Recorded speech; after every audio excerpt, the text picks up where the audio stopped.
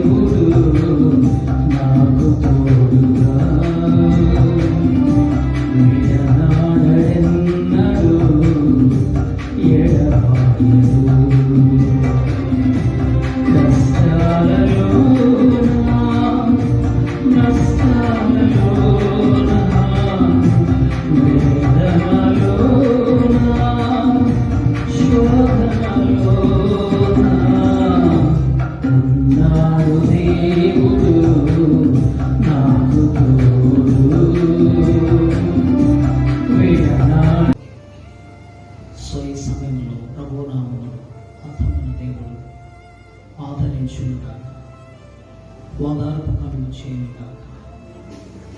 అలాగే పెదమామయ్యకి ఇచ్చినటువంటి ఇద్దరు కుమారులు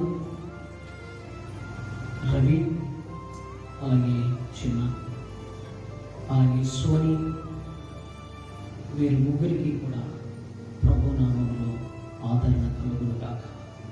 అలాగే కుటుంబ సభ్యులైనటువంటి చిన్న మేనమామ సత్యం, చాలా కొంతమందికి తెలుసు, ఇండియాలో చిన్న మేనమామ ఆదరణ, అలాగే చిన్న మేనమామ కుమారుడు, కుమార్తె, ఆ మేనకు కుటుంబ సభ్యులందరికీ యేసుక్రీస్తు నామములో ఈ సమయంలో ఆదరణ తెలియజేస్తున్నాను, ఓదార్పు తెలియజేస్తున్నాను.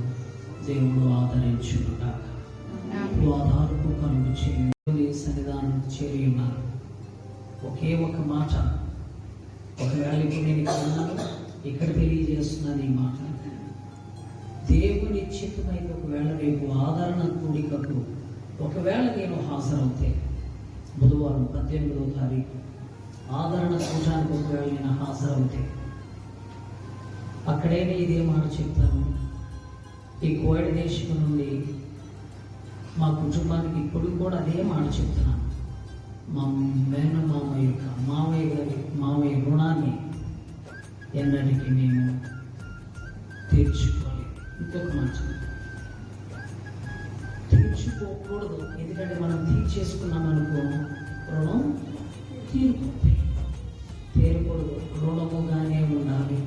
ఎవరు? మా మామయ్యకి మేము రుణముగానే ఉండిపోవాలి ఉన్నాం. అలాగే మా చిన్న మేనమ్మ, అలాగే పెద్దమ్మ. ఈ సమయంలో యేసు మాట్లాడే మాట ఒక్కసారి అప్పుడే యేసు చెప్పి మాట్లాడేది ఏం తెలుసా? నీవు చచ్చిపోతే ఆ రోజు అత్యదినమందు అక్కడ లేపేది ఎవరో? పునరుత్థానమును జీవమును నేనే. మిమ్మల్ని పునరుద్ధరణ చేసేది నేనే, జీవింపజేసేది నేనే.